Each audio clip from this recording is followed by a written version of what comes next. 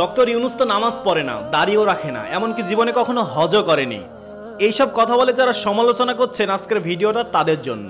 আপনাদের জননীর সময় কোরআনের কথা প্রচার করার জন্য যে ওয়াজ মাহফিলগুলো করা হয় সেগুলো করার জন্য 14টা জায়গায় পারমিশনের দরকার ছিল, কিন্তু ডক্টর ইউনূস বলেছে কোনো পারমিশন লাগবে না, যখন যেখানে যেভাবে ইচ্ছা কোরআনের আলোচনা করা যাবে এবং ইসলামিক মাহফিলগুলো করা যাবে। এমনকি তার প্রধান কার্যালয় যেখানে বঙ্গবন্ধু এবং শেখ হাসিনার ছবি ছিল সেইটা এখন সরিয়ে এসে কালেমা লিখেছে।